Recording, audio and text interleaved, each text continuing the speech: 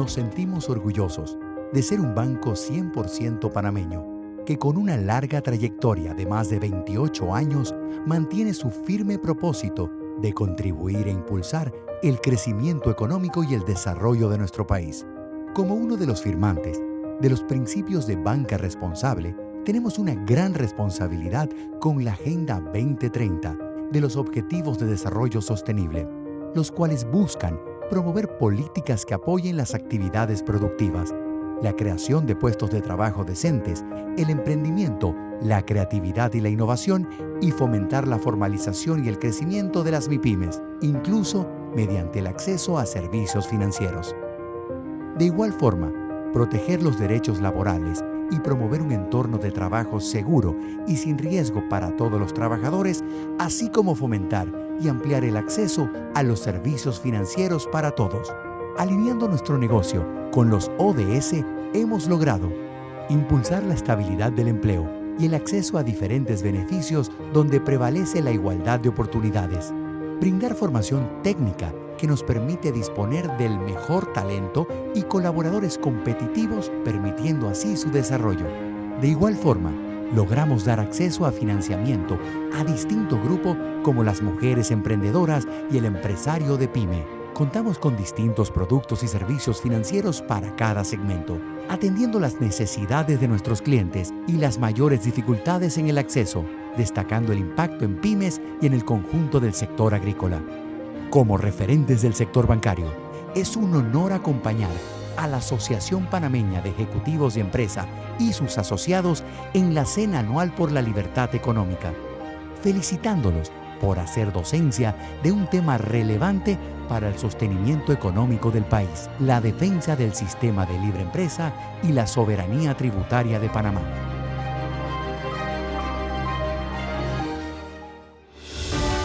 La Asociación Panameña de Ejecutivos de Empresa presenta Cena Anual por la Libertad Económica 2023, defensa del sistema de libre empresa y la soberanía tributaria de Panamá. Bienvenidos.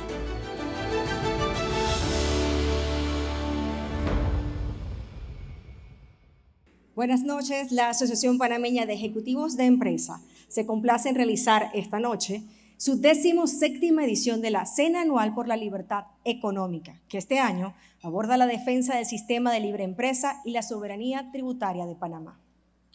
Le damos la más cordial bienvenida a todos ustedes que nos acompañan, al presidente de la APEDE, Temístocles Rosas Rodríguez, al presidente de la Comisión de Libre Empresa y Comercio Exterior, Pablo Gutiérrez, a la Junta Directiva de APEDE, socios de la APEDE, invitados especiales. Este encuentro es posible gracias al apoyo de nuestros patrocinadores: Global Bank, Ricardo Pérez S.A., Universidad Francisco Marroquín, Al-NASA, Back Credomatic, Canal Securities, Copa Airlines, Empresas Bern, Felipe Mota, Morgan & Morgan y la Superintendencia de Bancos de Panamá. Sin más preámbulo, damos la palabra al señor Temístocles Rosas, presidente de la APEDE.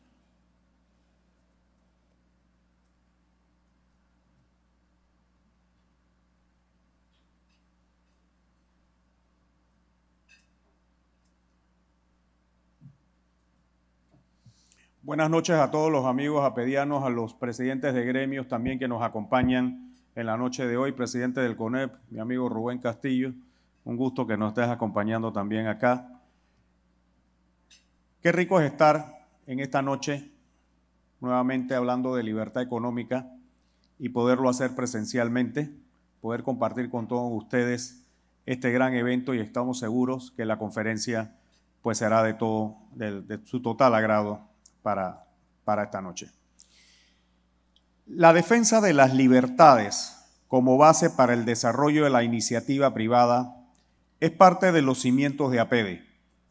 Es por ello por lo que desde 2001 nos hemos encontrado en este espacio de reflexión para disertar y compartir ideas alrededor de una de las libertades que apuntan directamente al desarrollo del sector privado y empresarial, la libertad económica. Entendiendo esta libertad económica como la posibilidad que tenemos de poder trabajar, producir, vender y comprar bienes y servicios voluntariamente, con responsabilidad social y sin que otros nos los imposibiliten, para que así podamos satisfacer nuestras necesidades y vivir mejor. Y aunque quizás se pueda decir que el sistema que promueve la libertad económica no es perfecto, y ninguno lo es, este permite la competencia que nos exige ser mejores, permite que podamos elegir y exige de nosotros ser éticos y tener un marco jurídico robusto. La libertad económica bien aplicada se refleja en una menor pobreza, más crecimiento del Producto Interno Bruto, una democracia más sólida, mayor inversión extranjera, mejor productividad, mejor desarrollo humano, mejores servicios de salud, una educación acorde con la realidad, innovación y desarrollo, mejor gobernanza y una acción empresarial basada en la ética. La libertad económica conlleva no solo los beneficios de esta, sino los deberes, la responsabilidad individual y la responsabilidad corporativa. Se debe aclarar también que la libertad económica no es lo mismo que no tener regulaciones. Obviamente la regulación debe existir, pero deben ser normas sencillas, claras, transparentes y que no se terminen convirtiendo en una gran carga para las micros, pequeñas y medianas empresas. El exceso de regulación genera una tramitología y burocracia altamente innecesaria, propiciando un ambiente perfecto para la corrupción. Es sabido que, en Panamá, cada autoridad quiere hacer su propia regulación, desde los alcaldes y dentro de nuestra propia Asamblea Nacional, las que siempre limitan la acción de la empresa privada. Debemos tener un Estado que promueva las reglas claras y no antojadizas y coyunturales. La seguridad jurídica es importante en una economía que requiere de la empresa privada para su sostenimiento, de la inversión extranjera y de la participación de todos. Esto es algo que debemos seguir insistiendo a nuestros gobernantes, ya que cada quien viene con su propia idea y somos nosotros los empresarios los que luego tenemos que ver cómo lidiamos con el exceso de regulaciones impuestas. De acuerdo con el ranking de libertad económica 2022 de la Heritage Foundation, Panamá suma la nada despreciable puntuación de 65,4, lo que convierte a su economía en la número 56 más libre. Su puntaje general está por encima de los promedios regionales y mundiales. Sin embargo, la economía panameña se ha debilitado en los últimos años y aunque se mantiene moderadamente sólida, no se ha fortalecido. El índice mencionado muestra disminuciones en la puntuación de integridad del gobierno y la salud fiscal, calificando esta última como muy precaria. Y es precisamente el tema fiscal, la soberanía tributaria y su relación con la libre empresa lo que centra nuestra atención esta noche. Si bien han existido una condición fiscal en la que se entienden los incentivos fiscales, pero no así su aplicación ni la forma como el Estado los administra, tenemos por otro lado una excesiva carga en subsidios, muchos de estos que ya no tienen una razón coyuntural para seguirlos sosteniendo, y son estas disparidades tanto en incentivos como en subsidios los que tenemos que abordar con responsabilidad para que se tenga un sistema fiscal adecuado a nuestra realidad, pero que además garantice que se tengan los recursos suficientes para la gestión de gobierno y la inversión pública. La responsabilidad en el pago de los impuestos es de todos los panameños. Aún dependiendo del ingreso de cada quien, cada panameño tiene la responsabilidad de pagar impuestos y ahí es donde tenemos que trabajar en una tasa de impuestos que permita una mejor distribución y una mejor capacidad de recaudación. La tarea de lograr estos propósitos ha venido siendo difícil por las distintas administraciones. Por eso, más que imponer nuevos impuestos, funciona mejor cobrar lo que actualmente se debiera pagar. La soberanía tributaria es la facultad propia del Estado para crear tributos y sobre este concepto se abren innumerables debates. Panamá debe ser libre de determinar qué y por cuánto tasar. Aumentar el porcentaje de impuestos no necesariamente involucra mayor recaudación. Si se cobra a los ciudadanos más y más impuestos, tendrán menos libertades para elegir y se impacta su calidad de vida. Para poder ampliar este tema y darnos un profundo análisis que seguramente nos ponga en perspectiva el panorama de nuestro país en esta materia, recibimos esta noche a Martin Litwack, a quien agradezco su presencia esta noche. Bienvenidos y gracias por acompañarnos a la Cena Anual de la Libertad Económica 2023. No quiero salir del podio sin felicitar a Pablo Gutiérrez, a Otto Wolfson y a toda la Comisión de Libre Empresa, quienes hoy nos tienen aquí gracias a ese esfuerzo.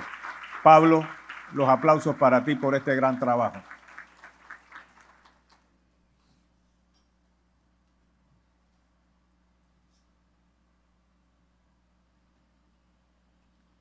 Muchísimas gracias al presidente de la APEDE, el señor Temístocles Rosas, por sus palabras de bienvenida. Y ahora sí, para entrar en materia y en el tema que nos congrega esta noche, recibimos al señor Martin Litwack, CEO de On Little Strategic Legal Consulting, abogado experto en estructuración y preservación de patrimonios para familias e individuos, estructuración de fondos, tributación internacional y Wealth Tech. Expositor internacional, autor, columnista y emprendedor y defensor de la libre empresa. Polémico por su férrea defensa de las jurisdicciones offshore, se define como un abanderado de la competencia fiscal, un defensor de la privacidad y un promotor de la planificación patrimonial. Bienvenido, señor Litwack, gracias por acompañarnos esta noche. El escenario es suyo.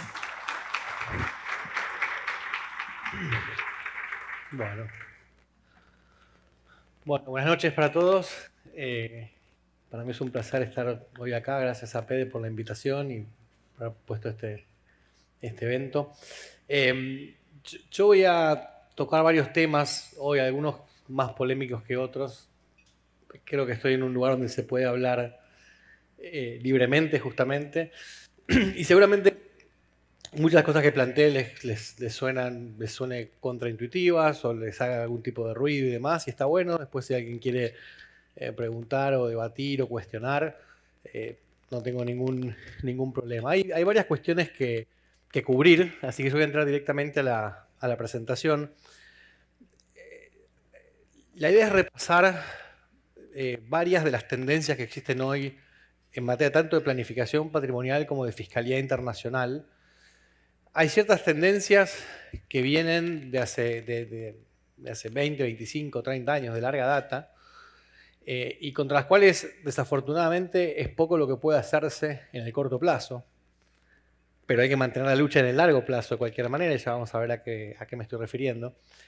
Pero hay otras que han surgido bastante recientemente, en algún caso como consecuencia directa de la pandemia, y más que de la pandemia, como consecuencia directa del aprovechamiento de los estados de la excusa de la pandemia para avanzar sobre libertades individuales y sobre patrimonios de los individuos.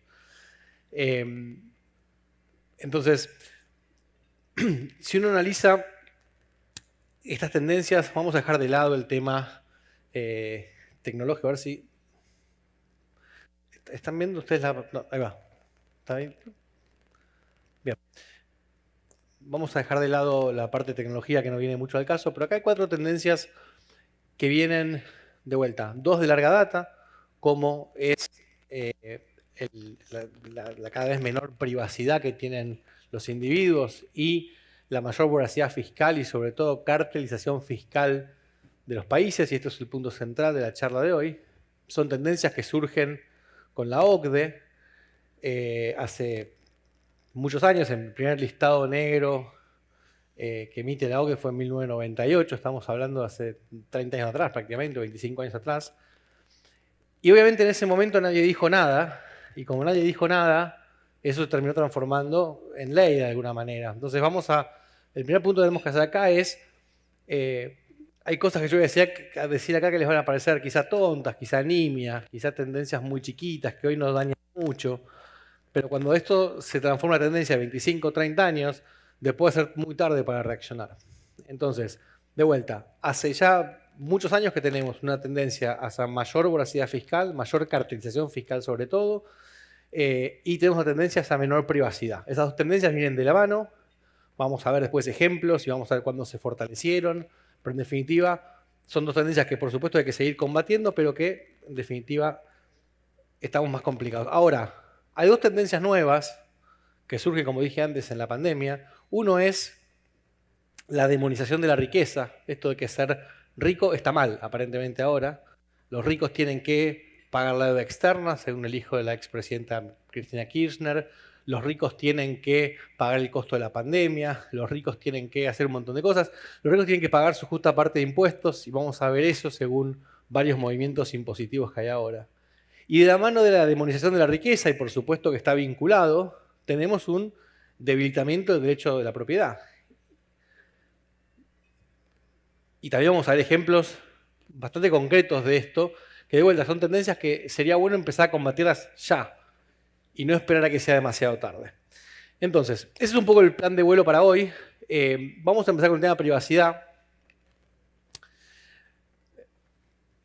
Privacidad puse un par de definiciones ahí en la pantalla para que vean. Privacidad tiene que ver no solamente con que nadie se inmiscuya en mis temas, sino que tampoco haya una difusión de cuestiones personales o privadas mías. Y cuando estamos hablando de privacidad, estamos hablando no del derecho humano a la privacidad que uno puede discutir en Francia, en Alemania. Estamos hablando de temas de seguridad cuando hablamos de Latinoamérica. Es decir, yo no quiero que mis activos sean conocidos, no porque creo que hay un derecho humano a la privacidad, que lo hay, y sí lo creo, pero no viene al caso. Lo que yo no quiero es que me secuestren. Lo que yo quiero es que me maten. Lo que yo no quiero es ser víctima de un delito. Y yo vivo en Latinoamérica, eso es una realidad. Entonces, cuando la OECD o la Unión Europea insisten con estos registros públicos de beneficiarios finales, con esta idea de que todo se tiene que saber en nombre de la lucha contra el lavado de dinero y el financiamiento del terrorismo, hay que pensar un poquito y no repetir como loros las historias que cuentan y que son lindas. Porque les voy a contar una cosa. Vamos a los orígenes de esto. La OECD, que entiendo que debe tener muchos más enemigos que amigos en Panamá, y merecido es. Yo no sé si ustedes recuerdan, hay mucha gente joven acá, yo no sé si ustedes recuerdan cuándo surgió la OECD. ¿Alguien se acuerda? ¿Alguien que levante la mano? A ver, ¿qué dijo? ¿Quién? ¿Qué? 47. ¿Alguien da más, da menos? 47, ¿está bien? Cerramos en 47, sí, fue 47. Pero en el 47, en realidad, se funda la OSCE, no la OECD. La OSCE era la Organización Europea para la Cooperación Económica. ¿Y cuál era el objetivo de la Organización Europea para la Cooperación Económica? Tenía un solo objetivo. Uno solo, caballero. Bueno, está siendo muy ideológico vos. No, el objetivo era administrar el Plan Marshall. El Plan Marshall fue aprobado en 1947, 13.000 millones de euros al día de ese momento, de dólares por día de ese momento, hoy unos 150.000 millones de euros. Único objetivo era administrar y supervisar el desembolso de esta cantidad de dinero. Esta cantidad de dinero que se terminó de desembolsar en 1951. 4 años más tarde. Y cualquiera supondría, bueno, terminaron su objetivo, cerramos la OECD, nos vamos a todas nuestras casas.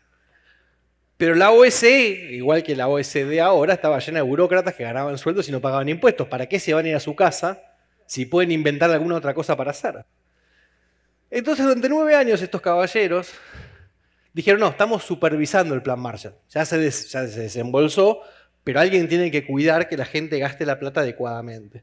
Entonces, desde 1951, que ya no había más plata en el Plan Marshall, hasta 1960, la OSCE siguió existiendo con el objetivo de administrar y supervisar lo que ya habían entregado. En 1960, a alguien le pareció que era too much seguir con esta excusa y dijeron, bueno, ¿qué hacemos ahora? ¿Cómo hacemos para seguir cobrando estos maravillosos sueldos sin pagar impuestos?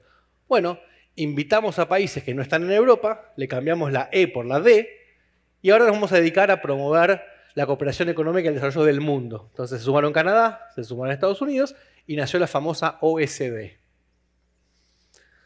Desde 1961 hasta 1998 prácticamente no hizo nada relevante, y en 1998 se dio cuenta que los impuestos a nivel mundial estaban bajando mucho.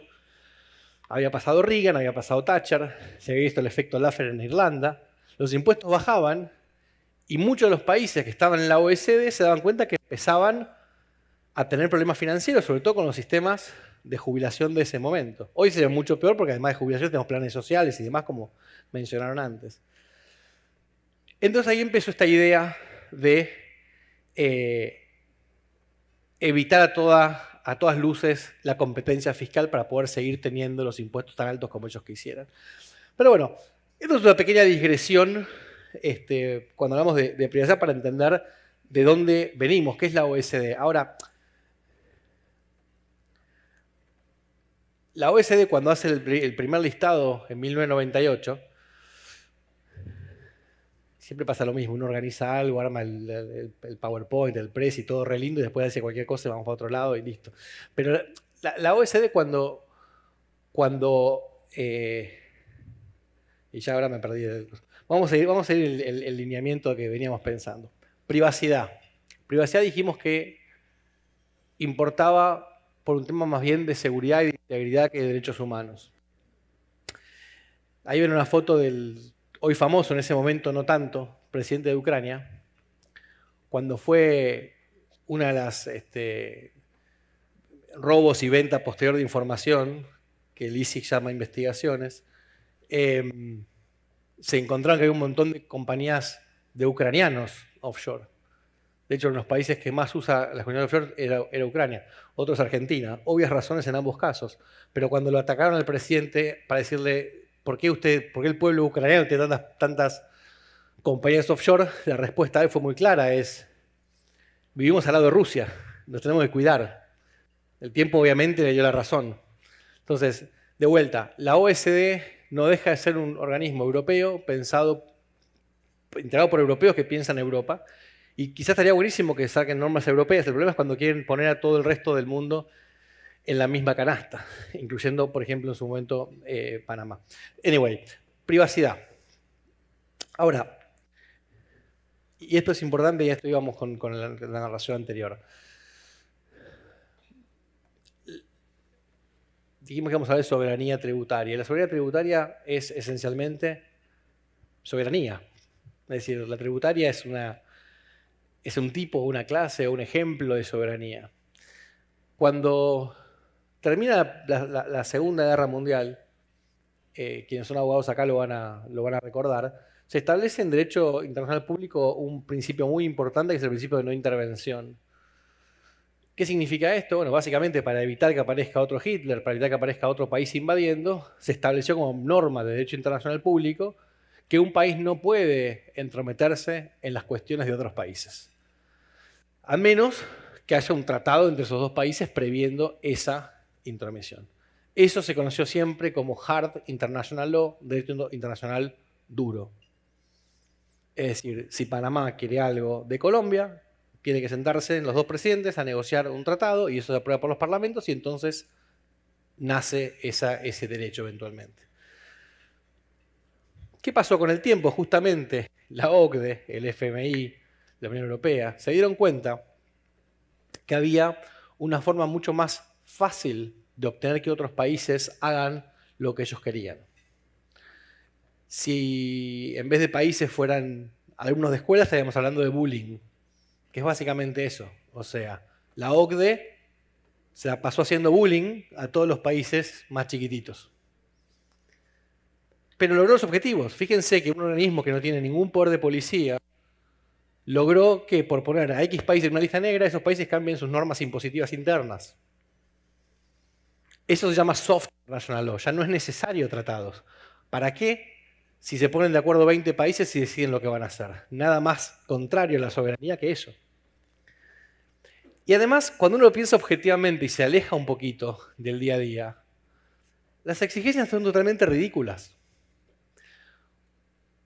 En un momento, no sé si alguno de ustedes se va a acordar, no fue hace mucho, 2009 creo que fue, a la OCDE se le ocurrió esta idea maravillosa de que cada país tenía que firmar 12 tratados. Y si firmaba 12 tratados, estaba en una lista blanca, y si no firmaba 12 tratados, estaba en una lista negra. No hay ningún sentido en eso. ¿Por qué 12? ¿Por qué no 15? ¿Por qué no 24? Pero esa fue la norma. Hubo una reunión del G20 donde la conclusión fue, a partir de ahora hay que firmar... ¿Y qué hicieron los países? Hay que firmar tratados con países que no tienen ningún tipo de vinculación para que esto no tenga... Entonces salía BBI, voy a firmar con Tanzania y con 11 países más. Y se acabó el tema. Y con eso no estaba en la lista blanca. Ahí uno de los que se durmió ahí fue Uruguay, que cayó en la lista negra por 24 o 48 horas. Porque eso es lo que pasa, te agarran con la guardia baja, estás medio dormido y ¡pumba! Lista negra. Y después de eso surgió FATCA y CRS con este intercambio automático de información casi enfermizo, digamos. Y es increíble porque uno, con toda la sofisticación que tiene el ser humano del 2022, 2023, con donde estamos, somos en algunas cosas mucho más tontos que gente que vivió hace 250 años. En 1841, cuando en Inglaterra se prevé por primera vez la creación de un impuesto a la renta, que no existía en ningún país del mundo en ese momento, los ingleses se opusieron fervientemente a ese impuesto. Y no porque no querían pagar impuestos. De hecho, ellos pagaban impuestos a la ventana, impuestos a las barbas, impuestos a los jabones, impuestos al té, impuestos al tocado, impuestos a los perros. Tenían 3 millones de impuestos. Pero no les parecía justo que el Estado sepa cuánto ganaban. Por eso se ponía el impuesto a las ganancias.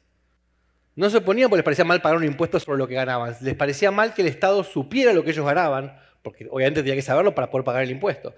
Tenían una noción mucho más importante que nosotros, o mucho más clara de lo que es el derecho a la privacidad. Y son cosas que nosotros nos vamos olvidando. Porque, de vuelta, viene la OCDE y nos dice que la privacidad tiene que ceder ante la transparencia por esta lucha contra el lavado de dinero, y uno dice, sí, claro. Los periodismos, sí, claro. El ISIG, sí, claro. Todos los diarios, ¿no? machacan, y uno, al final parecía que uno está diciendo algo raro, cuando simplemente quiere proteger su privacidad. Entonces hay un montón de cosas que son sencillas y simples y deberían ser conocidas por todos y compartidas, y sin embargo estamos en minoría, porque la prensa en general promueve ideas contrarias a los derechos individuales. Entonces es muy difícil, siempre partimos de minorías. Entonces, listados negros, que han habido muchos, tienen un montón de críticas, dentro de las cuales las dos más importantes es que son totalmente arbitrarios, porque digamos, hubo momentos en el cual existían 3 listados negros al mismo tiempo de jurisdicciones offshore. Tenías el listado de la OCDE, el listado del Fondo Monetario Internacional y el listado de la Unión Europea. 3 listados. Y dice, bueno, 3 listados de jurisdicciones offshore tienen que decir lo mismo. No, nada que ver. Pero nada que ver, ¿eh? Panamá entraba y salía, uno entraba y salía. Panamá siempre entra y sale, entra y sale, entra y sale. Nunca sabemos por qué entra y no sabemos por qué sale, pero entra y sale. Entonces, el primero es la falta de consistencia. Y el segundo es la motivación política. Ayer en el nuevo listado, que hay mucha gente festejando porque está Costa Rica, sí, los conozco. Mucha gente festejando por Costa Rica. No voy a pedir que levanten las manos, pero la mayoría está festejando por esta Costa Rica. Pero está Rusia también. Si hay un país en el mundo que no es un paraíso fiscal, es Rusia. Después nos vamos a poner de acuerdo en qué es un paraíso fiscal. Y después ustedes van a decir al final si Panamá es un paraíso fiscal o no. Pero después de entender lo que es un paraíso, no antes, que van a decir todos que no. Después de entenderlo. Pero Rusia no es un paraíso fiscal. Es cualquier cosa menos un paraíso fiscal. Cualquier característica le queda mejor a Rusia que la de un paraíso fiscal.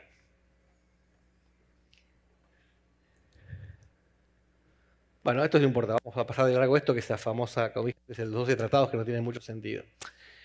Entonces, desde el punto de vista de la privacidad, es importante entender, y esto es lo más importante de todo. Cuando uno estudia Derecho, y creo que acá hay muchos abogados, una de las primeras cosas que le explican a uno es la jerarquía de los derechos. Una pirámide, donde arriba está la Constitución Nacional, después las leyes nacionales, después leyes provinciales o estatales dependiendo de los países, después los decretos, ordenanzas, resoluciones, y todo tiene un orden. Una resolución no puede contradecir la Constitución, obviamente, una ley no puede ir por encima de un tratado internacional, básico. La segunda cosa básica es, cuando hay 2 derechos en pugna, mi derecho a escuchar música, el derecho de mi vecino a estar tranquilo, el derecho que tiene mayor jerarquía es el que se impone. Y hasta ahí está perfecto. Ahora, la privacidad es un derecho que tenemos nosotros como individuos. La transparencia no es un derecho de nadie. Es un mero interés del Estado que les facilita su vida tributaria. Nada más que eso. Entonces, la privacidad nunca debe ceder ante la transparencia. Entonces, nota mental 1 de la charla de hoy, llévense ese concepto. Es mucho más importante la privacidad de una persona que la transparencia para un Estado. Y más aún cuando todo esto es verso. Y con esto cierro este primer capítulo. Todo esto es verso. Cuando se crea el listado negro, y esta historia la interrumpí en la mitad para cerrar esta primera parte con eso, cuando se creó el listado negro en 1998 de la OCDE, y la OCDE definió como se le cantó qué es un paraíso fiscal, y dijo, paraíso fiscal es una jurisdicción que, uno, permite que haya opacidad respecto del beneficiario final de las compañías, y dos, tiene dos regímenes impositivos, uno para gente del país y uno para gente que usa vehículos de ese país. Cuando creó esa definición, según la cual no existe ningún paraíso fiscal hoy en día, pero cuando se creó esa definición y salió el primer listado con 41 jurisdicciones, 1998 de vuelta, nadie no, solo 6 de esas jurisdicciones llamaron a la OCDE a decir, che, macho, ¿qué es esto? Listado negro, ¿quién sos vos? ¿Para qué sirve? ¿Cuál es la consecuencia? 6 de 41.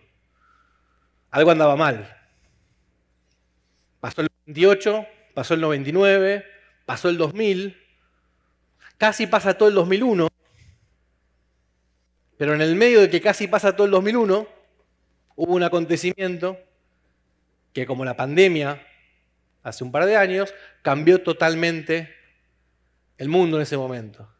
Fue, obviamente, el atentado a las Torres Gemelas.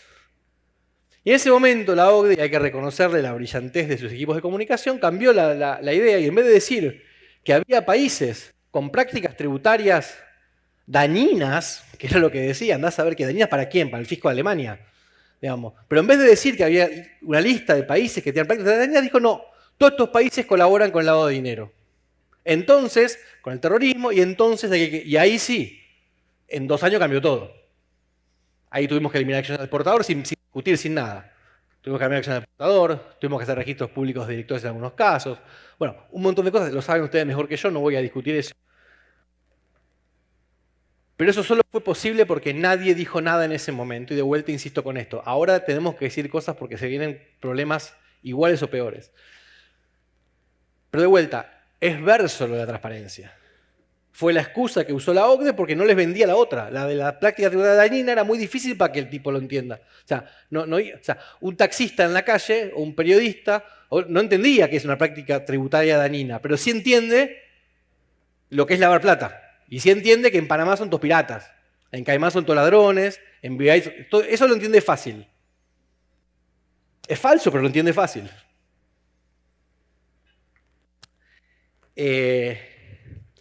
Vamos a otro tema, voracidad fiscal y sobre todo cartelización fiscal.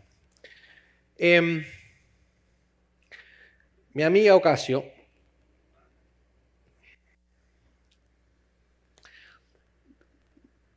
no voy a entrar en lo que era la transparencia anterior, los tipos de impuestos, cuál es más nocivo, cuál es menos nocivo, porque vamos a quedarnos 7 horas más y tengo 28 minutos. Pero lo que voy a decir es esto. El peor impuesto que existe es el impuesto al patrimonio. Porque no solo es malo para el que paga, es malo para todo el resto. Yo más aún, para el que paga ni siquiera es muy malo porque lo traslada a precio y se acabó el asunto. El impuesto al patrimonio es un impuesto que genera pobreza. Es un impuesto que genera falta de inversión, genera baja en la competitividad, genera baja en el empleo. Por eso la mayor parte de los países del mundo lo eliminó. La tendencia global del impuesto a la riqueza era su eliminación.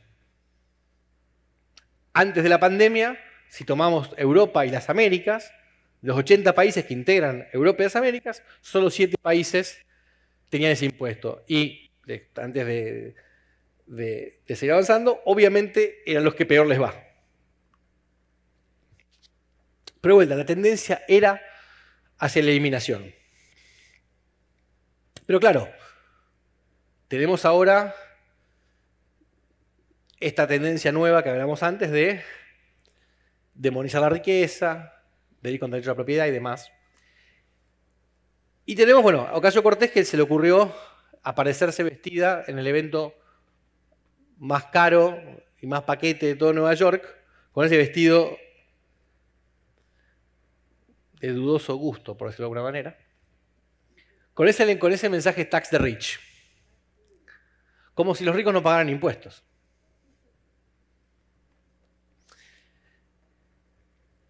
El problema es que no es solo Estados Unidos. Esto es España. Y tenía millones de tapas de diarios de México, de Panamá, de hecho también, de Uruguay, de Argentina, de Brasil, de políticos diciendo que los ricos tienen que pagar esto, que los ricos tienen que pagar el otro, que los ricos... Después nos vamos a preguntar un ratito qué es ser rico, pero eso es otro tema. Ahora, esto es posible porque existen, además de gente con mucho resentimiento, además de un crecimiento del populismo en todo el mundo muy grande, existe lo que yo llamo los millonarios con culpa.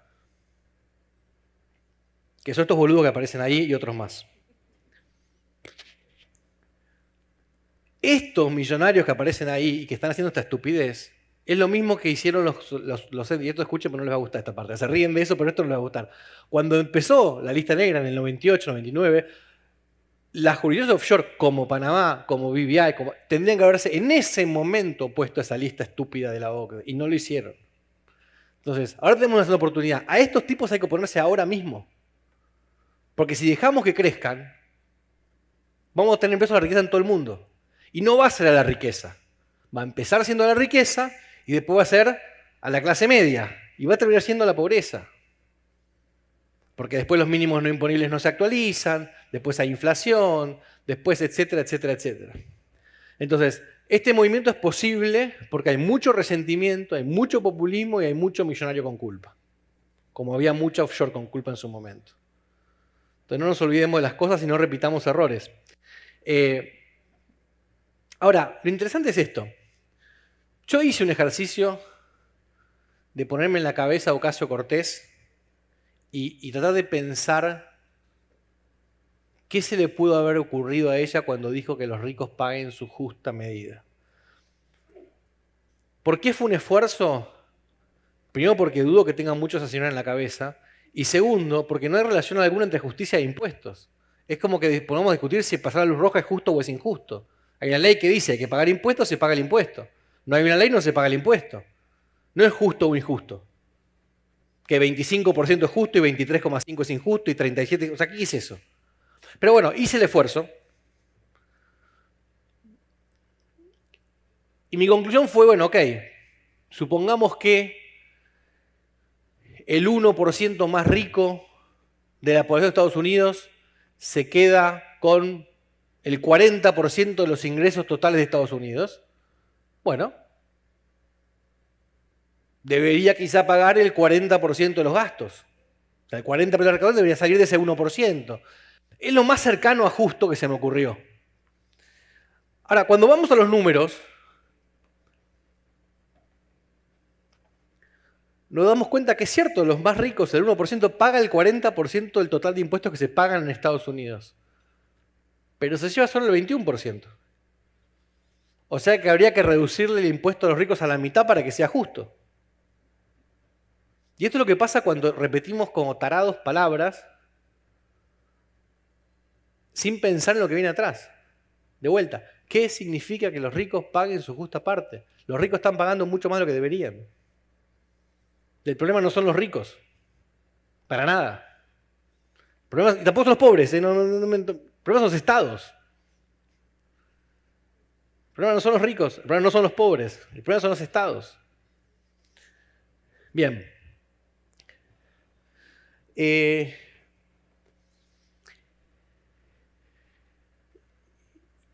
esto es otro tema interesante también, que tampoco se habla en la prensa, tampoco se discute, Laffer. Laffer fue un economista que está en los equipos de Reagan, muchos lo habrán escuchado nombrar, trascendió por la famosa curva, la curva de Laffer, que explicó de manera sencilla y gráfica cuál era el punto exacto donde se maximizaba el ingreso del Estado por impuestos sin joder demasiado al contribuyente. Y lo que él decía es, si te vas a la derecha de la curva y subís un poco más los impuestos, no recaudás más, empezás a recaudar menos. El problema de los países latinoamericanos es que casi todos están a la derecha de ese punto. Algunos indudablemente a la derecha, como Argentina, por ejemplo, y otros un poco más al medio, pero siempre a la derecha. Cuando uno habla del Laffer, los críticos del Laffer dicen primero, bueno, es imposible de demostrar. En la práctica se puede demostrar muy fácil, pero esa es la primera crítica, es imposible de demostrar. Y la segunda es, bueno, hay ejemplos muy puntuales, porque cuando uno salta y dice, che, fíjense en Irlanda, que es el clásico ejemplo de los defensores del Laffer, que decimos, Irlanda en los 80 bajó impuestos a lo loco y tiene una tasa corporal del 12, se disparó el PBI. Pero está bien, digamos, es como decir, todos los argentinos juegan bien al fútbol, mira Messi. Sí, está bien, es uno, el resto no. A mí no me pongas una pelota acá adelante ahora. Esto es lo mismo, Irlanda funcionó. Ahora, ¿que Irlanda funcionó significa que siempre funciona?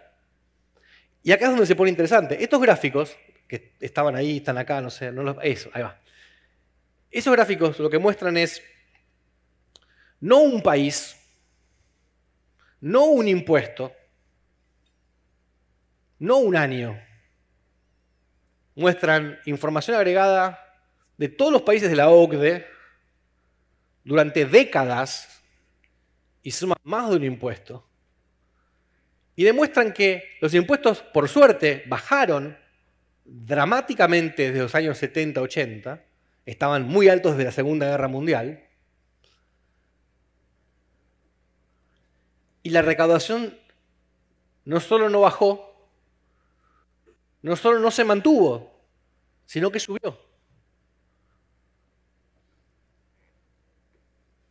Punto.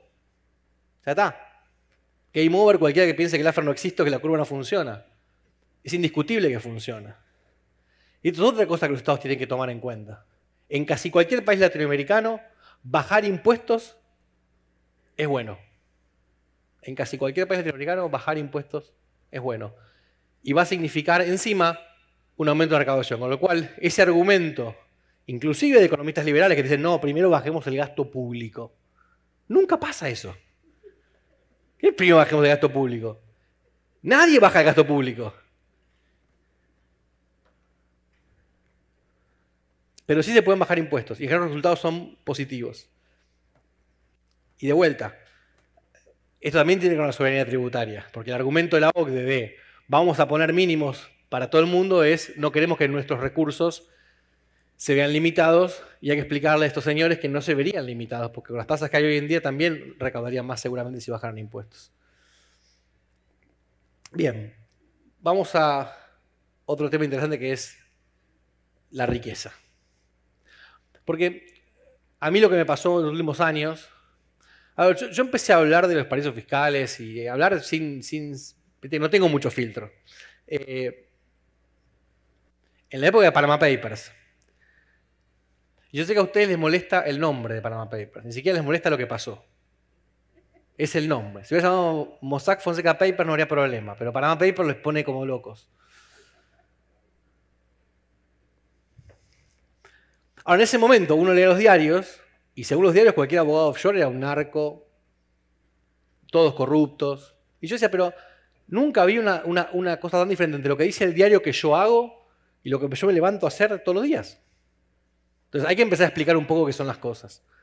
Ahora, siempre me preocupé de explicar por qué los paraísos fiscales son buenos, por qué el problema son los infiernos tributarios, qué es un paraíso fiscal, y ahora para terminar de esto lo vamos a ver más sobre el final.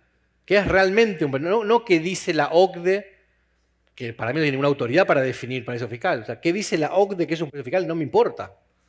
Yo le voy a decir lo que es un paraíso fiscal.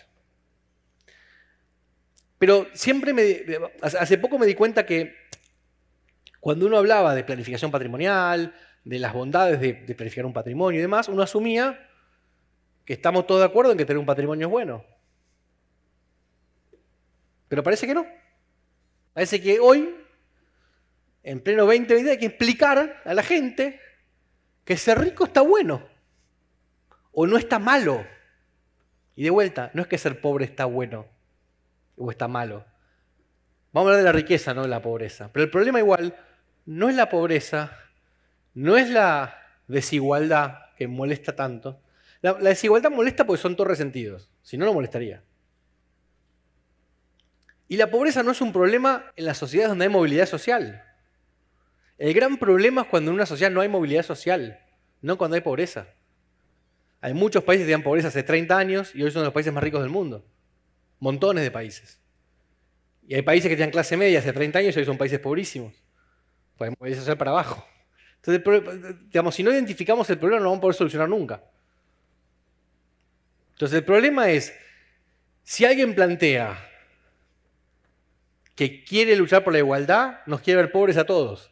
Porque los recursos del mundo no alcanzan para que todos seamos igualmente ricos. Entonces si alguien dice, quiero que seamos iguales, hay que leerlo, quiero que sean pobres. Punto. Volvemos a la riqueza. Y fíjense esto, una de las buenas cosas que hay en Argentina, no son tantas, pero somos campeones del mundo, che, pará.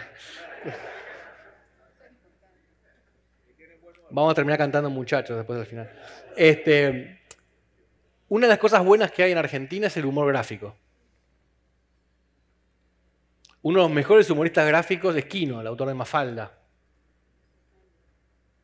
Sin embargo, fíjense esta viñeta. Nadie puede amasar una fortuna sin hacer reír a los demás. Y uno leía a los 4 años, a los 5 años, y uno se educa con esos preconceptos. Es una barrabasada, es una animalada. ¿Cómo, digamos? Primero es falso, y segundo, ¿qué tiene que hacer eso en una tira para chicos? O sea, es un desastre eso. Pero así es como nos van educando en Latinoamérica, con la culpa, con la envidia, con el resentimiento, y después es mucho más fácil operarnos. Prefiero el humor americano. Fíjense que hoy, cuando... Es bueno este. Fíjense que hoy el modelo de rico que acepta la sociedad es este.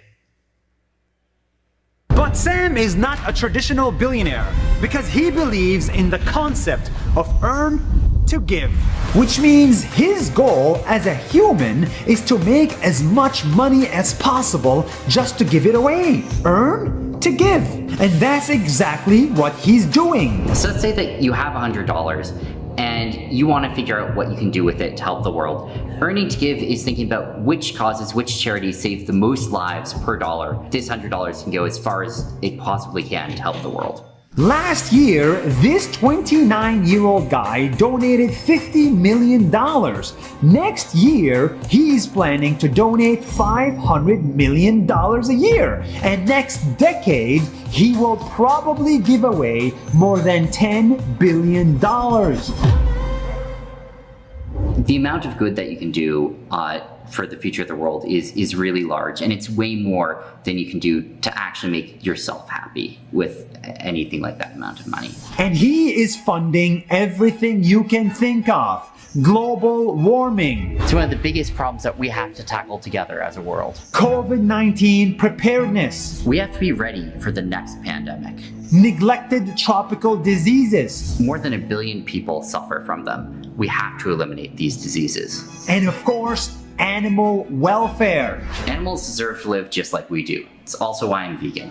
Sam doesn't need the money to buy a Lamborghini or to buy a Rolex or to impress his friends. In fact, his car is a Toyota Corolla. Hold on, where's your car? It's that one there. That's like what, a Toyota? Yeah, it's a Corolla. Why don't you buy a Lamborghini, man?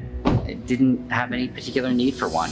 He wants to get rich in order to impact the world and change it. Fíjense el quilombo dialéctico que tiene que hacer para justificar que quiere ser rico. Obviamente las próximas donaciones no las va a poder hacer porque desde la cárcel se le va a complicar bastante. Pero esto es lo que nos quieren vender como un rico bueno. Hay que estar atento, hay que estar despierto, porque si no estas cosas se nos meten. Hay hablando de Lamborghinis y otros autos, hay una historia que circuló hace unos años en redes sociales, que es la historia de un rico, supuestamente un millonario. A ver, en Estados Unidos tener un Corvette tampoco es que sos un billionario por tener un Corvette. Digamos, yo tengo un Corvette. O sea, es blanco el mío. Es más lindo que ese. Y él cuenta que está lavando el Corvette en la puerta de su casa y pasa alguien y le dice, ¿se imagina cuánta gente podría comer con lo que usted gastó en el Corvette? Y el señor le contesta, mira, la verdad no sé. Lo que sí sé es que las familias que trabajan en la planta que produjo el Corvette y las familias que trabajan en la planta que produjeron los cables que están dentro del Corvette y la empresa de marketing, la empresa de ventas y de logística, todas las familias que viven del Corvette son un montón. Así que sí, creo que mi Corvette efectivamente le dio de comer a mucha gente. Y eso tiene que ver con que ser rico es bueno, porque mientras uno se hace rico, va siendo rico a los demás. Para uno ser rico, uno tiene que trabajar, tiene que ganar plata, tiene que pagar impuestos, tiene que emplear gente, tiene que pagar sueldos, tiene que invertir, tiene que pagar intereses. Está generando valor permanentemente. Entonces, la única forma de que una persona dé a la sociedad es justamente esta, tratando de llegar a ser rico. No todos lo van a lograr, pero debería ser el objetivo. De hecho, hay un libro muy bueno que se llama El hombre más rico de Babilonia, que se los recomiendo mucho. Es un libro que se lee en 45 minutos, tiene menos de 100 páginas.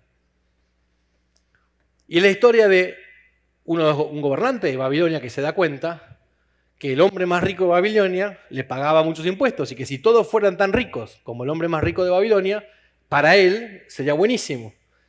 Entonces le pide al hombre más rico de Babilonia que le dé clases al resto de la gente sobre la riqueza. Y hay una serie de consejos que es mucho mejor que padre rico, padre pobre y ese tipo de cuestiones, que no viene al caso ahora, pero lo que es claro es esa visión del gobernante de Babilonia, de que cuanto más gente rica haya, es mejor para el Estado. Sin embargo, pareciera que para el Estado de ahora, por los sistemas como funcionan, lo hablamos hace un rato, si yo tengo un país, como Argentina en este caso puntual, donde tengo la mayor parte de la gente con planes sociales o empleada del Estado, la democracia va a hacer que ese status quo se mantenga. ¿Quién va a votar en contra de que le da empleo y quién va a votar en contra de que haya un plan social? Entonces el sistema está armado para que se mantenga. No me queda mucho tiempo, pero me queda algo importante que es, ok, ¿qué hacemos? Yo creo que hay que seguir dando la lucha o la batalla cultural en contra de que venga gente de afuera a decirnos qué es o qué no es nuestro país, cómo debe o cómo no debe ser el sistema tributario de nuestro país. Los estados no deberían opinar sobre lo que otro país hace y mismo de vuelta, y el estado donde uno vive no debería opinar sobre si es bueno o malo ser rico. Esta idea de la redistribución de la riqueza, que es falaz, la redistribución de la riqueza es del sector privado al público, esa es la única redistribución que funciona, aparentemente. Pero bueno, hay muchas cosas que uno puede hacer, no es cierto que la batalla está perdida.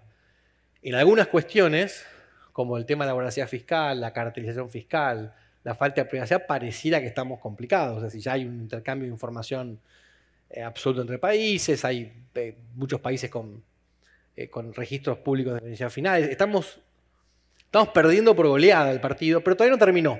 Todavía se puede ganar. Pero hay otras cosas, otros países, otros partidos están más parejos. Hay tres cosas que yo creo que son importantes. Uno, educar.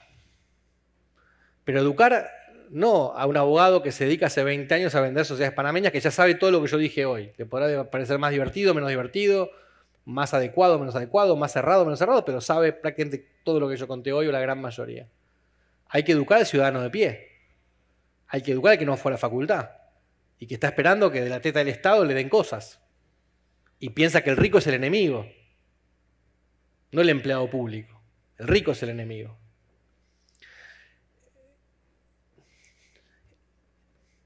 Una de las cosas que yo traté siempre de hacer fue bajar estos conceptos a la realidad.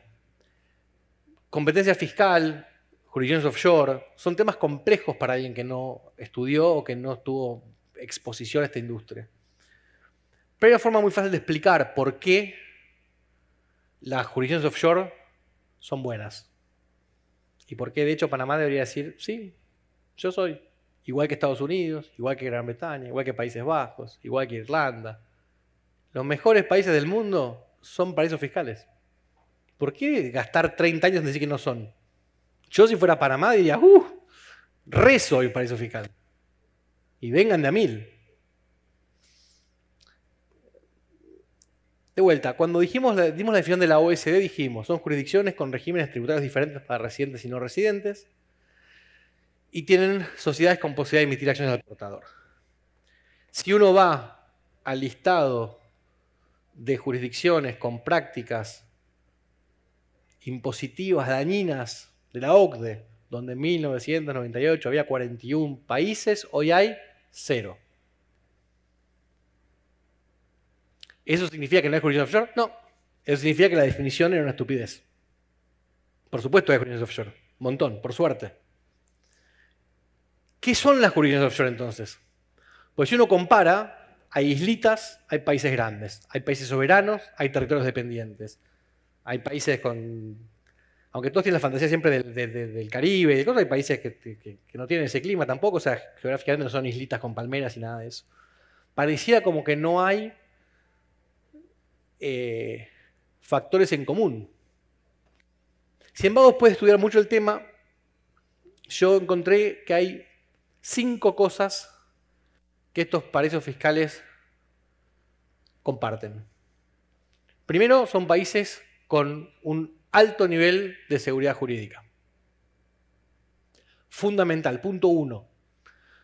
Casi toda la gente que viene a la oficina a pedir una estructura, lo que quiere, primero de todo, es seguridad jurídica.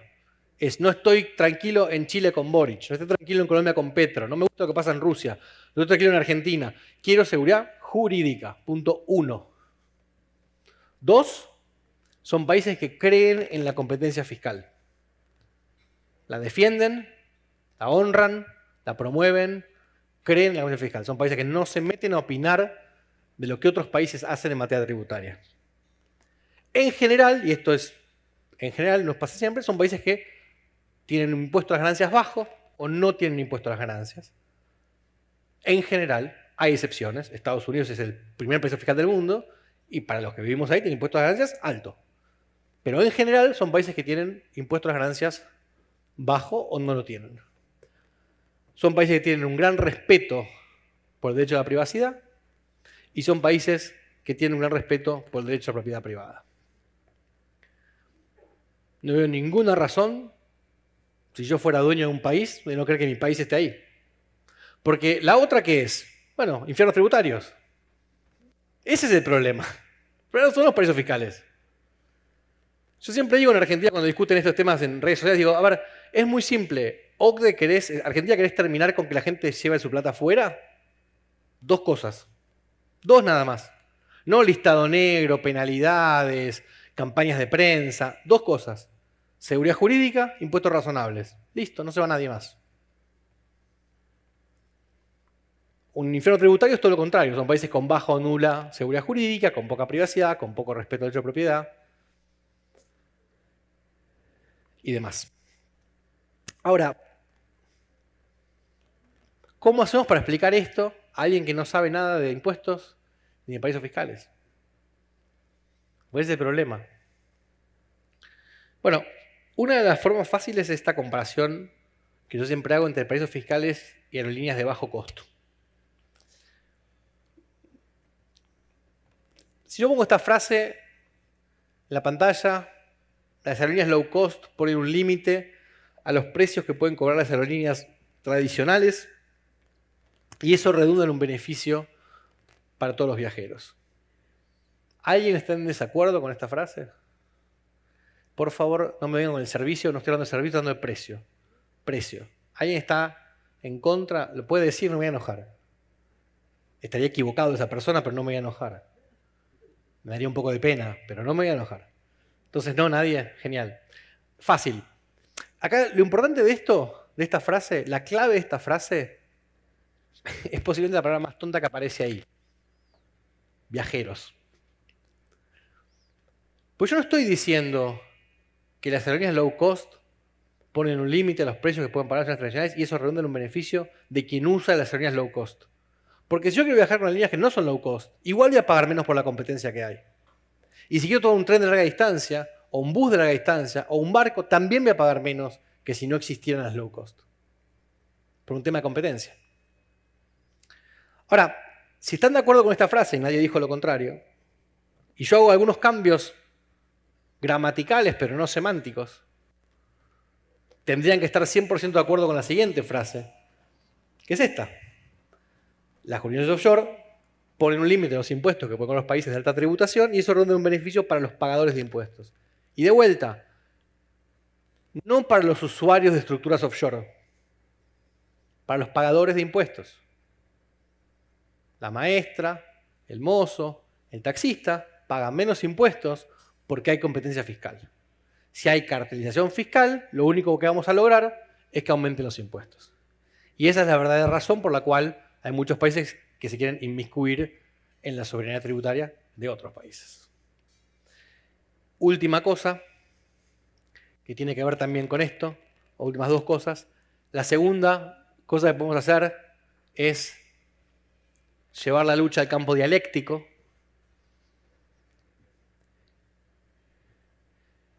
Y definir las cosas como lo que son, no como lo que la OCDE quiere que sean. Un paraíso fiscal no es lo que la OCDE decía que era. Prueba está en que no hay más paraísos fiscales según la definición de la OCDE cuando sí hay paraísos fiscales en el mundo. Entonces nosotros tenemos que salir a definir los términos como lo que son realmente. Hay que definir infierno tributario, hay que definir jurisdicción offshore, hay que definir soberanía tributaria, hay que definir competencia fiscal, mudanza internacional. Todas estas palabras son importantes, hay que entender de lo que estamos hablando para poder explicarlo. Y estas definiciones las entiende cualquiera, es un diccionario. Y no son temas menores. Acuérdense cómo se enojaron todos con Panama Papers porque se llama Panama Papers, se enojaron con la palabra. La palabra es importante, no es que no es importante. Y lo último, lobby. Porque hasta ahora tenemos solamente jugando a los malos. Está la OCDE, el FMI, la Unión Europea.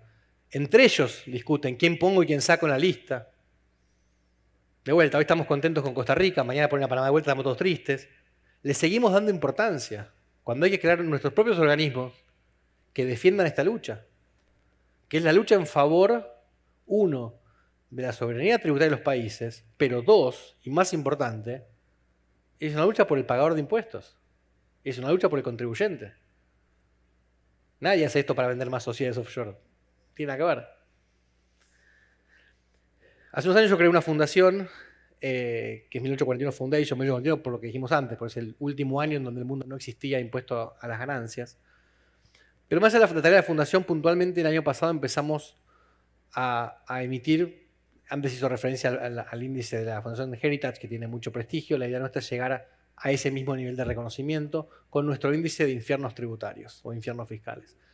Que la gente empiece a hablar de estas cosas. Y fíjense, infiernos tributarios, primero Bielorrusia, después Venezuela, después Argentina, Rusia, que lo acaban de poner como paraíso fiscal, ridículo.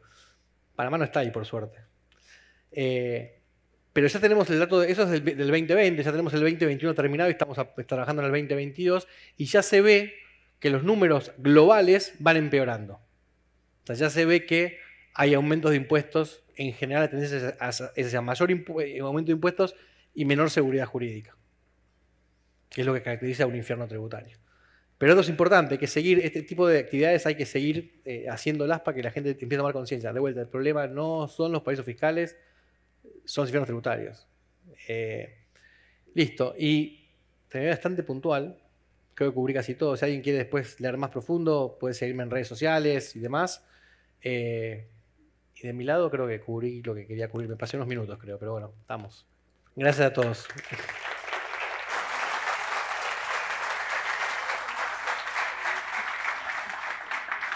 Agradecemos al señor Martín Lidgott y llamamos por favor a tarima al señor Otto Wollschun para moderar el espacio de preguntas y respuestas. Bienvenido, señor Otto Wollschun, tercero, por favor, para abrir el espacio de preguntas y respuestas.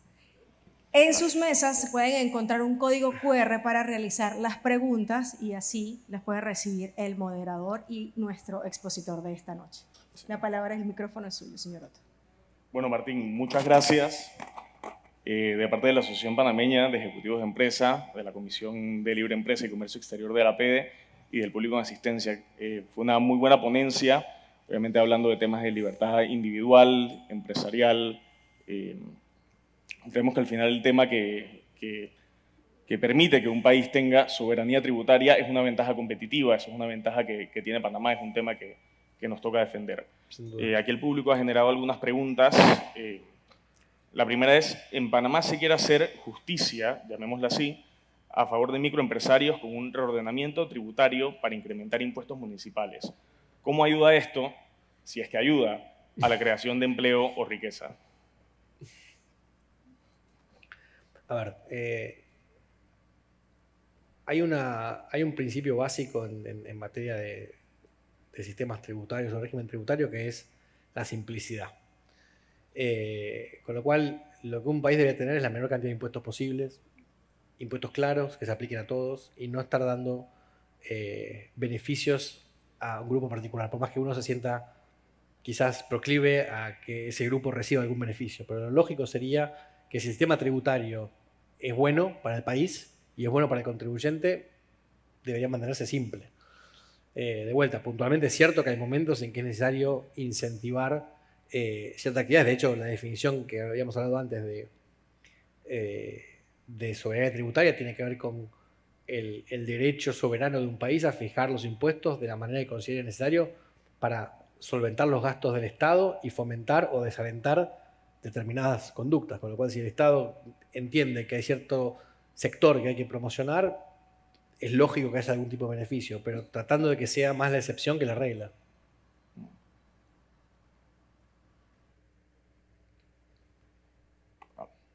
Ok, siguiente pregunta es, ¿qué le diría a la gente que dice que la gente que usa estructuras offshore son freeloaders o que montan de gratis, ya que se dice que utilizan la infraestructura pública, sin embargo buscan cómo aportar para las arcas del Estado? No, de hecho lo acabo de explicar en el final de la charla. Yo creo que la gente que usa Corporaciones Offshore lo que está haciendo es, en el fondo, colaborar con la competencia fiscal y en definitiva eso termina reduciendo impuestos al resto. O sea, no hay nada malo en un país que sea un centro offshore y no hay nada malo en una persona que utilice jurisdicciones offshore. Nada. Pero dice, ¿conoce la fórmula de cómo satisfacer a la OCDE? Creo que esa es una pregunta un poco jocosa, ¿no? Mira, la OCDE no va a estar tranquila hasta que no tenga tasas gigantescas y pueda digitar la política tributaria de todo el mundo. Eso es a lo que aspira. En definitiva, es un tema de control. Ahora, lo que sí estoy seguro, y esto charlábamos antes informalmente hace un par de horas, es, a ver, lo que ha venido haciendo en general la industria offshore, que es ir ofreciendo, ir entregando pedazos de su soberanía para que la OCDE en algún momento se satisfaga, es algo que no va a pasar. Y es un error. Es que hablábamos antes, es como si uno fuera atacado por un cocodrilo y le diera un brazo y pensando que con eso resolvía el tema, ¿no? El cocodrilo va a comer el brazo y va a volver por el otro brazo y después así con las piernas y listo. Y no la contamos, con lo cual la OCDE nunca se va a satisfacer con lo que le ofrezcamos, con lo cual la idea debería ser no ofrecer nada y bancarse también. A ver, no debería ser un problema tan grave estar en un listado negro. Estás en un listado negro y bueno, paciencia, estamos. Listo. Ok, tiene una larga. El discurso de izquierda se aprovecha de los sentimientos producidos por las insuficiencias producidas por la negligencia gubernamental.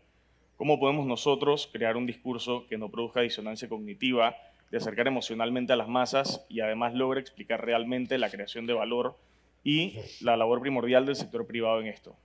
Que yo creo que es la historia del Corvette. O sea, es eso, es explicar que lo mejor que uno puede hacer para generar valor para el Estado es ganar mucho, gastar mucho e invertir mucho. Y en cada paso el Estado se lleva una tajada.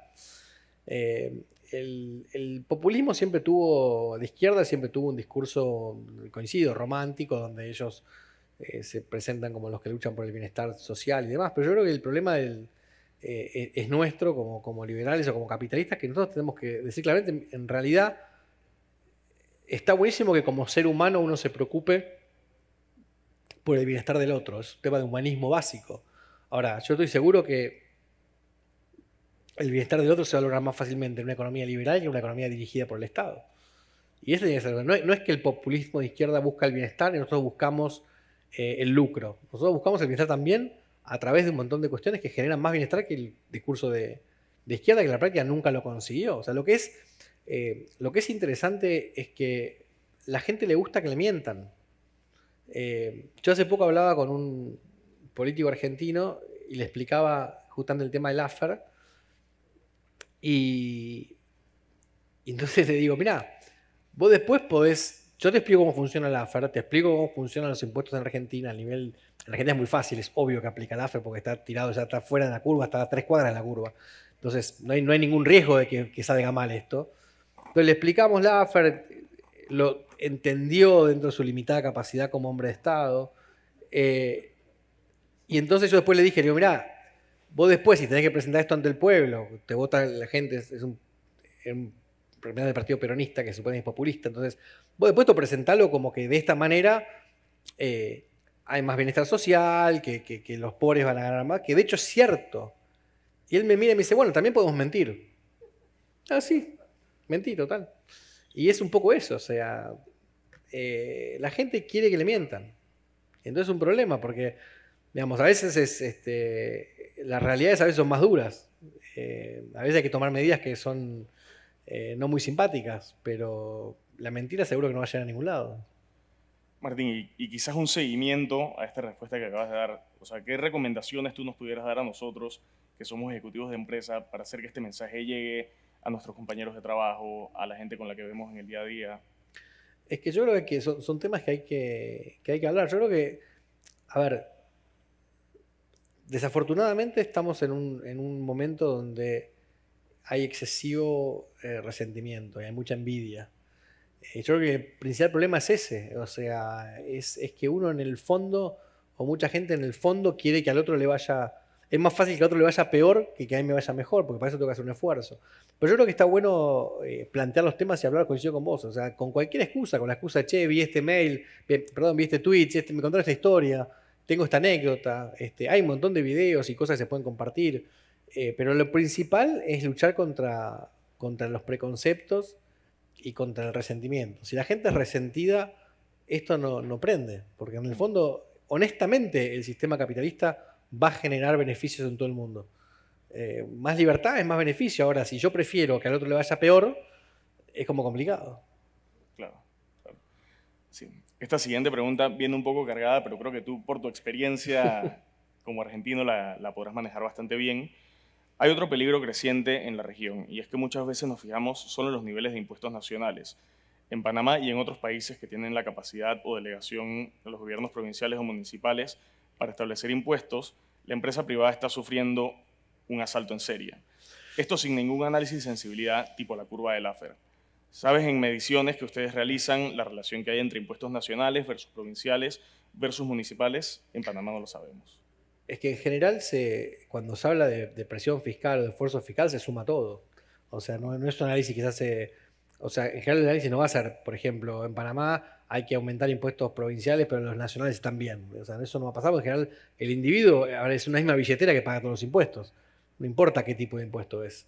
Lo que sí es importante es a nivel de régimen tributario, es decidir qué facultades van a tener las provincias y qué facultades van a tener los estados nacionales, para que no haya, sobre todo, que pasa mucho, es la doble tributación, que hay impuestos a las ganancias que se pagan en 2 niveles, impuestos al patrimonio que se pagan en 2 niveles, ese tipo de cuestiones. Sí. Otra que me parece que está muy buena, habla bastante con lo que estabas comentando. ¿Cómo promovemos la idea que los paraísos fiscales son buenos? Cuando aquellos que están en posiciones de toma de decisiones dentro de la sociedad son ofendidos fiscales y aceptan por culpa que hay que acabar con los paraísos fiscales. Mira, eso es lo que yo hablaba al final, que es educación, dialéctica, lobby, nosotros cuando armamos la fundación fue con el objetivo de que esta gente, no los ofendidos, los otros, encuentren un lugar donde hay información, donde hay, de vuelta, un índice. O sea, cuando nosotros, por ejemplo, yo hablo de paraísos fiscales hace mucho tiempo, publiqué 3 libros. El segundo se llama Paraísos Fiscales y Infiernos Tributarios, o sea, más claro imposible. Sin embargo, la prensa levantó por ahí de mi segundo libro 3 notas, y cuando publicamos el índice de paraísos fiscales fueron 50 notas prácticamente en 3 días, en toda Latinoamérica. Entonces, esa información vende. Cuando vos entendés cómo trabajar con la prensa, es fundamental, porque vos necesitas que la prensa, y eso es un trabajo importante, si la prensa realmente es el cuarto poder, la prensa debería ser fundamental para que los políticos entiendan que los estamos mirando, que están equivocados y que tienen que tomar decisiones más productivas. Ahora de vuelta, no podemos ser culposos, porque hay un tema que, digamos, si vos no aceptás lo que sos, te lo marcan de afuera. O sea, uno tiene que aceptar lo que es uno, si no te lo van a marcar siempre de afuera. Salvando muchísimo las distancias de lo que pasaba en la Segunda Guerra Mundial, cuando te decían, mira, vos sos judío, tomá la estrella de David, te lo pones acá, y yo determino si sos judío. Ahora, cuando pasaba eso, los judíos en Alemania trataban de discutir o de promover su derecho a vivir. No decían, no, pero yo no soy judío. Acá le decimos, no, yo soy offshore. No, sí, sos. Pero defender tu derecho a ser offshore. Eso es lo que tenés que hacer. Sí, no, bastante válido. Una que nos viene que creo que es bastante valiosa también. ¿Qué le recomiendas a los empresarios que guardan silencio ante el ataque constante contra la empresa privada? ¿Qué riesgos corremos? Algo obviamente que ha cogido auge en los últimos años en nuestra oficina. Yo creo que desafortunadamente en América Latina, en casi toda América Latina, los empresarios son parte del problema y no de la solución. O sea, la mayor parte de los países tienen una relación extremadamente estrecha con los gobiernos. Algunos llamamos empresarios más que empresarios. Y ellos mismos no. Yo tengo clientes off the record que dicen, che, qué mal que se cierre, que haya mercado de cambio en Argentina, por ejemplo, y demás, pero menos mal que tengo que no dejan entrar ropa china porque yo me estoy llenando de plata vendiendo ropa. Entonces, a ellos no les gusta competir. O sea, el empresariado latinoamericano no es un empresariado que le guste en general competir, le gusta la protección. Si me proteges a mí está bien, si proteges a otro está mal. Entonces me parece que hay que sincerar un poco eso. ¿Sí? Bueno, yo creo que no tenemos más preguntas del público, Martín, pero queremos darte muchas gracias de vuelta por la presentación magistral y nada, por responder las dudas que tenía el público. Ha sido bastante lleno y gratificante para todos. Bueno, igual cualquier cosa me pueden ubicar ahí en redes y me preguntan más cosas sin problema.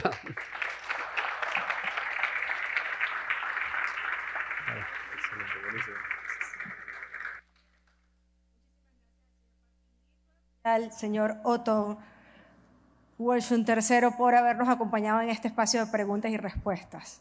Concluimos así nuestra Cena Anual por la Libertad Económica 2023 y agradecemos a nuestros patrocinadores.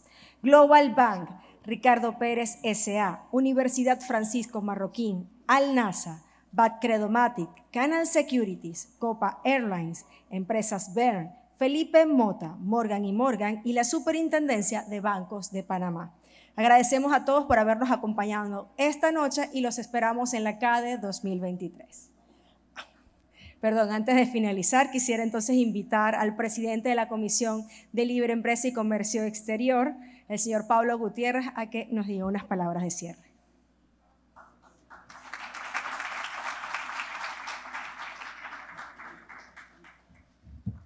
Buenas noches a todos y de verdad que público concurrido, les agradezco el estar aquí porque estamos tocando un tema que muy rara vez se toca en eventos como estos, como son el tema de la competencia fiscal, la soberanía tributaria y la libertad empresarial como eje fundamental para el desarrollo del país.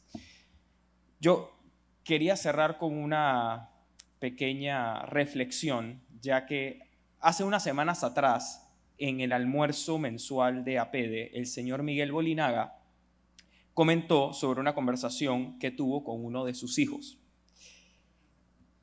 Este hijo del señor Miguel le estaba comentando que él no tenía ningún interés de irse de Panamá.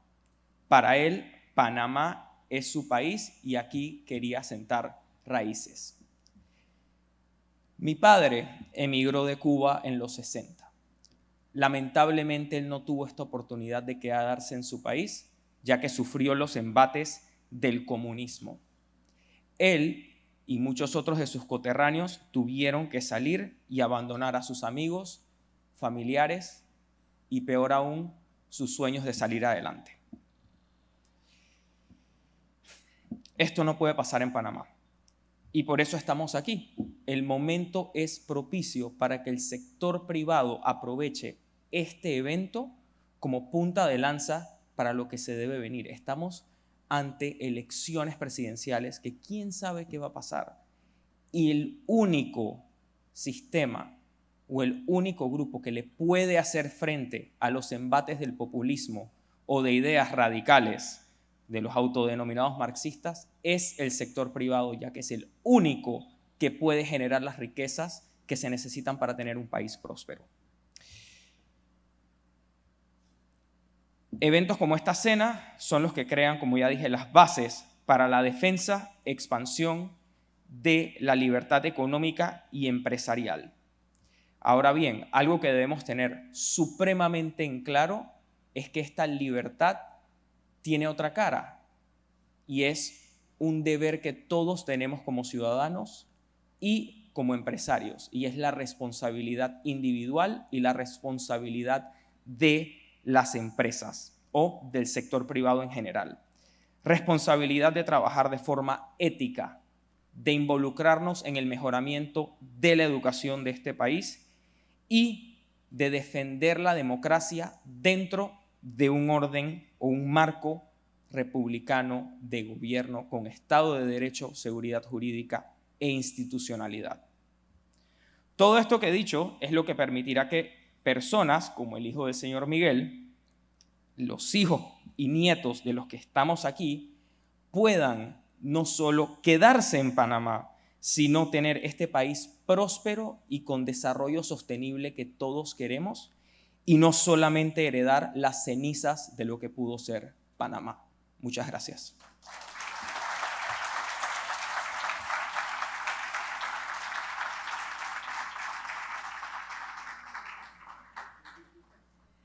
Muchísimas gracias al señor Pablo Gutiérrez, presidente de la Comisión de Libre Empresa de la APEDE. Ahora sí, muchas gracias por habernos acompañado esta noche en la Cena Anual por la Libertad Económica 2023.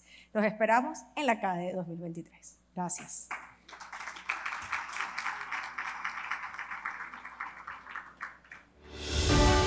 La Asociación Panameña de Ejecutivos de Empresa presentó Cena Anual por la Libertad Económica 2023.